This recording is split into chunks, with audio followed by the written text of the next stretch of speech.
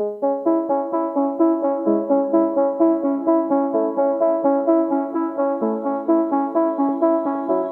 is Seasons of Discontent with your hosts Rick Snyder and Matt Combs on the Hogstein Network.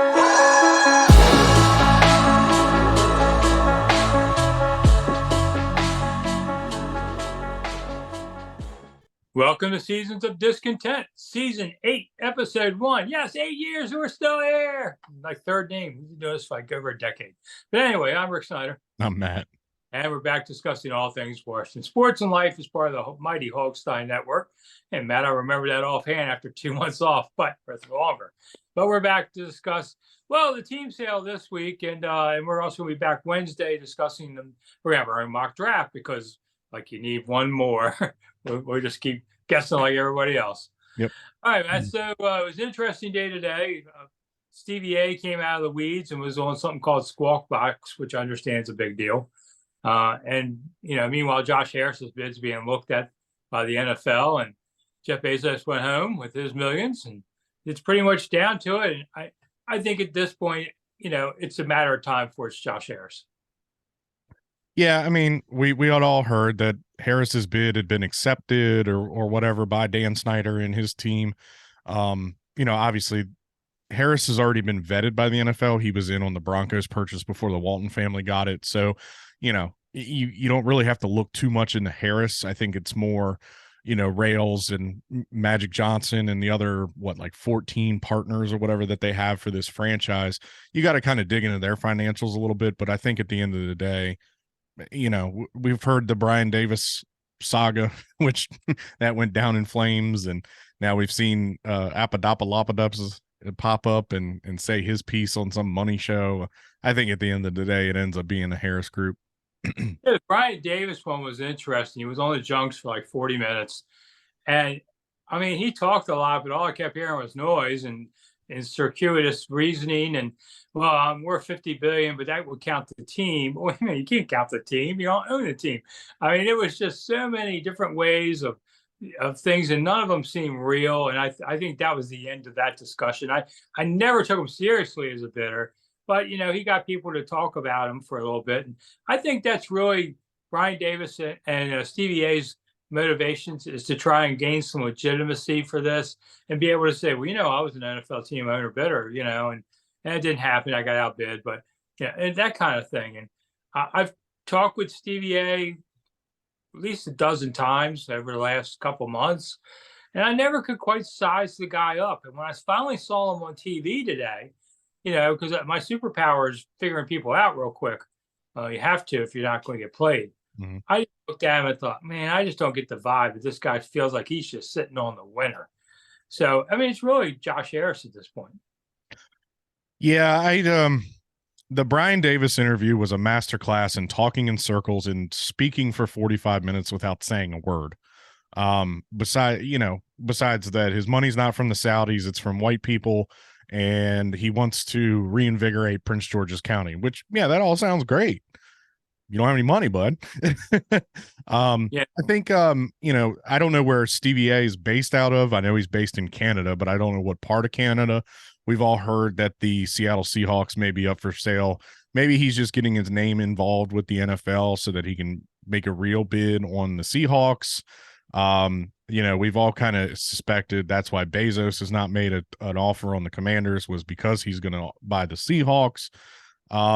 You know, I was kind of disappointed that Bezos didn't even make a bid. I mean, we talked about it all last year. The guy is basically setting up home base here in the DC, Maryland, Virginia area. He bought Crystal City and is turning it into Amazon HQ2, and he owns the Post, and he bought some museum or something downtown, you were telling me. So the guy's really staking his claim to the Washington, D.C. area. I'm surprised he would not be involved with the Commanders sale, but, you know, maybe at the end of the day, him owning the Post, he saw it as a conflict of interest. I don't know. We had all heard that Dan didn't want to sell to him, but now Dan has no problem selling to him. Well, yeah, because Bezos's money is green, and it's going to be more than anybody can give him. But yeah, Bezos is cutting back on his Amazon headquarters here because so much has changed since he made that deal. All right, and then There's talk about the Washington Post being for sale and that Bloomberg would like it. They had some layoffs. I mean, it wouldn't be the first newspaper to be sold in this country. So you never know about that. And, Seattle was home to him for so long. So I'm sure he still owns his home there. And it'll be a cheaper place. I mean, if you want to buy the Seahawks, you got a great stadium in place. That's not going to cost you anything. Right. You got every rabid fan around. Here, you need a new stadium, and you got to rebuild the fan base. Yeah. Yeah. At the heart of it, that's the thing. At the end of the day, there's a lot of damage control taking over this team. And, an interesting article came out of Philly the day that Josh Harris's name was said to be to have this deal. They said that Harris comes in, he buys these teams, and then he lets the people run the organization. He puts people in place that will run the organization.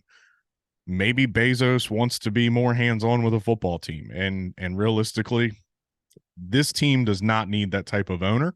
That team needs a guy that's going to be hands-off. That guy that this team is, there's a lot of relationship rebuilding with this franchise and its fan base. And like you said, they're going to have to come up with some money for a stadium because DC's not going to help. DC ain't going to pay for that stadium. Virginia's not going to pay for that stadium. Maryland's not going to pay for that stadium. So somebody somewhere has to come up with some money for a stadium. Yeah, and it's going to cost, I don't know, $2 billion, $3 billion, something like that. Yeah. So, yeah, that's why the other bidders, maybe they could get in the door. Well, I don't think Davis can get in the door. Maybe Stevie A can get in the door, but do you have money to operate that team and take it forward? And the NFL looks at that too. But in the end, it is still Dan Snyder's decision, on selling. So, well, hypothetically, what if he decides not to sell? I think I just want to throw it out there. We'd see flames hanging out of the top of a FedEx field. I mean, think about it. If he were to renege now, every real fan would quit this team. Yep. All right. I know people root for the team and all. No. If Dan Snyder were to say, I'm going to keep it, everybody would quit. FedEx Field would be as full as which is behind you on the screen. Personally, I think I'd retire rather than keep going with this.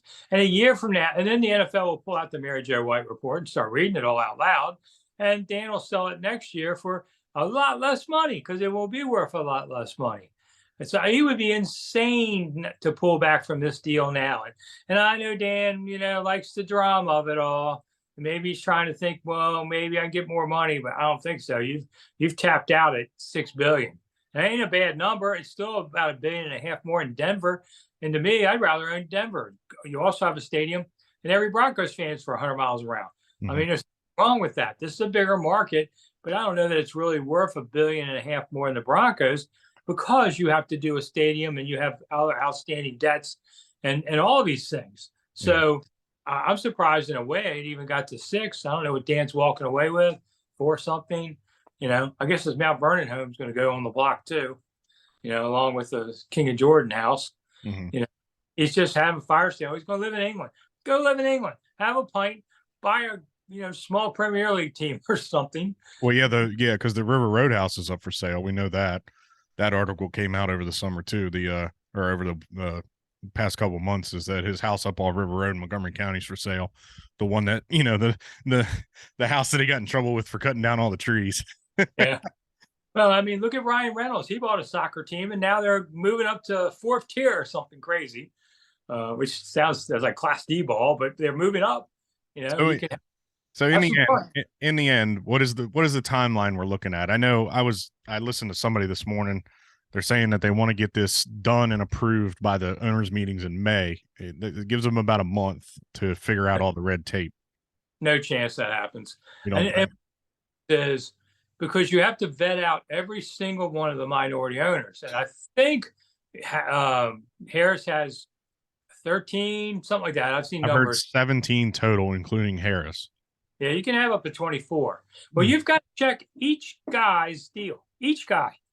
And that takes a while. One of the things that I heard that was interesting too, and I don't know if you've heard this either. Apparently Rails has enough money to do this deal on his own, but he doesn't want to be the face of this. That's interesting. He's a very private guy from right here. People ask me about him. Like I hang out with art collectors, billionaires. I haven't exactly Yeah, crossed but paths. he did start WTEM, the radio station. Yeah. So, I Well, mean, he's he been had, around for a while. didn't he also have 980 at one time too? Yeah, TEM turned into 980. Right. But he was born, it was, Masterpiece Theater or something. No. So not the guy I hang out with in the club, but he may be some of the face, or maybe Magic will be some of the face, or they may just sit back and hire a real team president and let them run it. And no, I don't think it'll be Charlie Casserly. I think Charlie's retired on that level. Among other things, it better not be Vinny Serrato or Bruce Allen. I mean, good Lord, find somebody else. I mean, really go to the NFL and say, who can I hire? I mean, that's what everybody wants to know. What's going to happen in the building? I don't think, football staff wise, nothing, I don't think until next year at the earliest. And if they go to the playoffs, maybe not then. But on the business side, I think you go to the NFL, and the NFL says, listen, here's a guy you should hire as your consultant. He'd be a really smart guy. Don't make any drastic changes. Don't go into the building and fire everybody today. But, have your next transition team coming through and try and do it that way. Mm-hmm. The NFL recommends, I don't know. Would it be Jason Wright? Kind of doubt it. Yeah, I've always said from the beginning that once the new ownership takes over, Jason's got an office up in New York with the NFL offices waiting for him. We have heard Joe Gibbs's name thrown out there as some sort of a not necessarily a member of the football operations, but as some sort of a liaison with Josh Harris, or some sort of a consultant to Josh Harris, not necessarily being a part of the organization, but we have heard Gibbs. I talked to a friend of mine who works for Joe, and he said that Joe's not an investor at all. Right. No sense, to be honest, anyway. He said he does know Josh. They talk, and if he's sure if Josh asked him a question, Joe would give him an answer. Mm-hmm. But again, Joe always backed Dan Snyder, so at this point, you don't know what to say about any of that. I think Joe do not besmirch Joe Gibbs on this show, please. Well, I'm not saying it, but Joe is just trying to be a positive guy. I know. So at that point, I think, Joe would be glad to give him some conversation, but I don't think he'd have any real impact on the team as far as the daily operations of any sort on there. Now, I know, blessed be Joe, don't start anything. I'm not starting anything, haters, whatever. Twitter's going away soon, so haters are all going to have to hate somewhere else. Oh, calm down, Elon. I'm telling you, and Twitter's gotten destroyed by this mania. I go, how's this guy so rich and doing all these other things? Because he's a moron when it comes to Twitter. He likes blowing stuff up. I know that. It's a mess. I don't know. I jump off Twitter. We're on YouTube. You want to watch the show? We're now not doing audio. We're just on YouTube. We're going to make some changes to the show coming up for this season.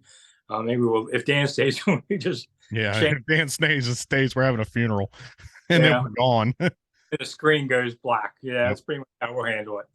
All right. Well, Wednesday show we'll be talking about the mock draft, so you can see who they're really going to take. I'll let Matt pick the Commanders one, and otherwise, you can see my shows on YouTube every morning, 6 a.m. and in the evening, and whenever something else happens. So I'm Rick Snyder. I'm Matt. Thanks for coming. We'll see you soon. Bye. Bye.